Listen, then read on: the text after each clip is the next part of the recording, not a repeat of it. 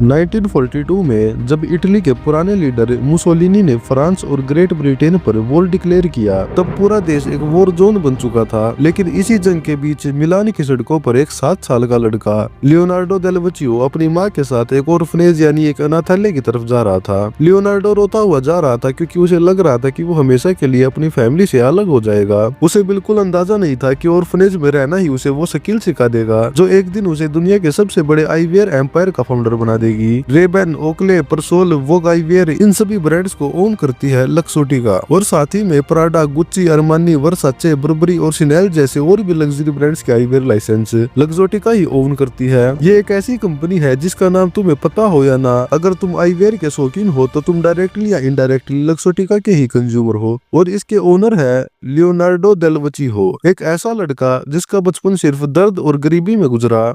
Leonardo del वेचियो का जन्म 1935 Italy के छोटे से गांव अगोर्डो की एक बहुत गरीब सी फैमिली में होता है। उनके पापा सड़क पर सब्जी बेचते थे, लेकिन उनकी डेथ लियोनार्डो के पैदा होने से पहले ही हो जाती है। उनकी माँ के पास कोई प्रॉपर जॉब नहीं थी, इसलिए वो जो भी छोटा मोटा काम मिलता वो कर लेती थी ताकि बच्चों का पेट भर सके। लेकिन अकेली माँ पर 5 बच्चों का बोझ ज्यादा हो गया था और उन्हें एक ऐसा डिसीजन लेना पड़ा जिसने लियोनार्डो की जिंदगी हमेशा के लिए बदल दी। एक दिन उन्होंने लियोनार्डो का सामान बांधा और बोला, हम ट्रिप पर जा रहे हैं। 7 साल का लियोनार्डो बहुत एक्साइटेड हो गया क्योंकि उसने कभी कहीं ट्रेवल किया ही नहीं था। लेकिन उसे क्या पता था कि ये ट्रिप उसकी जिंदगी की डायरेक्शन ही बदल देगी। उस दिन उसकी माँ उसे मार्टिनिट इंस्टीट्यूट नाम के एक ऑर्फनेज ले गई और नंस से रिक्वेस्ट की कि उसके बेटे को रख ले। उनका दूसरा बेटा घर छोड़कर स्ट्रीट गैंग ज्वाइन कर चुका था और उन्हें डर था कि लियोनार्डो भी वैसा ही ना बन जाए। ये डिसीजन मुश्किल था, लेकिन उसकी माँ को लगा ये उसके बेटे की जिंदगी बचाने का एक आखिरी तरीका है। अगले कुछ महीने लियोनार्डो रोता रहा, उदास रहा, लेकिन धीरे धीरे अपनी न्यू रियलिटी एक्सेप्ट करने लगा।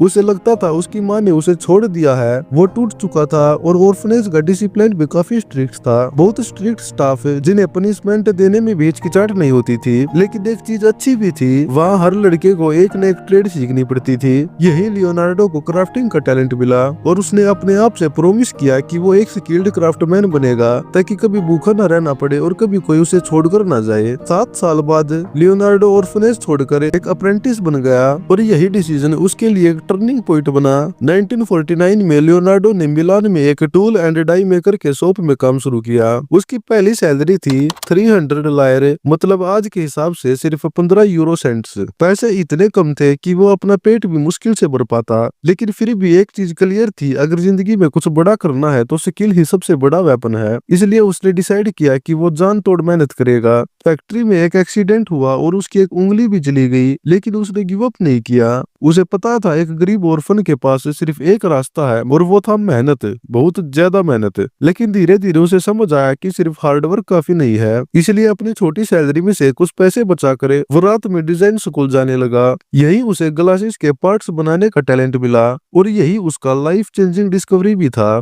सालों के अप्रेंटिस के बाद लियोनार्डो ने 1958 में बरेरा एकेडमी ऑफ आर्ट से ग्रेजुएशन की और फिर उसने सोचा अब वक्त आ गया है अपना खुद का वर्कशॉप शुरू करने का। फिर कुछ साल बाद वो अगोर्डो जहाँ आईवीआर इंडस्ट्री ब्लूम कर रही थी वहाँ शिफ्ट हो जाता है और यही उन्होंने डिसाइड किया कि मैं खुद की कंपनी खोलूंगा। फिर 1961 में सिर्फ 10 एम्प्लॉयज के साथ एक छोटे से वेयर हाउस से शुरू होती है लक्सोटिका। स्टार्टिंग में वो सिर्फ फ्रेम्स ही बनाते थे, लेकिन फिर उन्हें पता चलता है कि मिडिल मैन पैसे ज्यादा कमा रहे हैं। फिर उन्होंने डिजाइन, मैन्युफैक्चरिंग, डिस्ट्रीब्यूशन और रिटेल सब खुद करना शुरू कर दिया। ये मूव दुनिया के लिए शॉकिंग था, लेकिन लियोनार्डो के लिए ये एक मास्टर स्ट्रोक था। 1974 में लक्सोटिका ने एक डिस्ट्रीब्यूटर एक्वायर किया। फिर धीरे धीरे उन्होंने सनग्लास हट, लेंस क्राफ्टर्स, पर्ल विजन जैसे बड़े बड़े रिटेल चैन खरीद लिए और धीरे धीरे लक्सोटिका पूरे इटली में टॉप आईवीआर ब्रांड बन गया। लेकिन लियोनार्डो यही नहीं रुकना चाहता था, उसका गोल था ग्लोबल डोमिनेंस। 1988 में उसने एक रिवोल्यूशनरी आइडिया लाया, ग्लासेस को फैशन एक्सेसरीज में कन्वर्ट करने का आइडिया। और इस आइडिया के साथ उसने legendary fashion designer Giorgio Armani को अप्रोच किया और बोला जब लोग शूज और बैग्स खरीद सकते हैं तो स्टाइलिश ग्लासेस क्यों नहीं। अरमानी को आइडिया पसंद आया और इनके बीच लाइसेंसिंग डील साइन हो गई। यहीं से फैशन आईवीआर इंडस्ट्री का जन्म हुआ। फिर गुच्ची, प्राडा, शिनेल सब ऑन बोर्ड हो गए। 1992 में लक्सोटिका ने यूएस ब्रांड ब्रूक्स ब्रदर्स के साथ भी लाइसेंसिंग डील साइन की।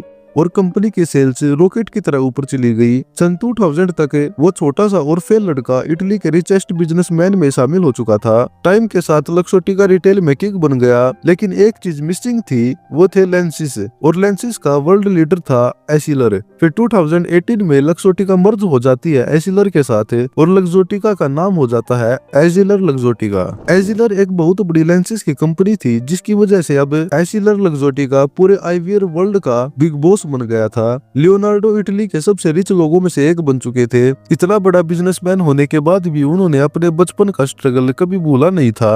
वो आज भी पहले की तरह ही सिंपल कपड़ों में अपना काम पर फोकस करते और क्वालिटी और ज्यादा इंप्रूव कैसे की जाए इस पर काम करते रहते थे। फिर आता है 22 जून 2022। लियोनार्डो डेल वचियो अपनी 87 की एज में इस दुनिया को अलविदा कह देते हैं।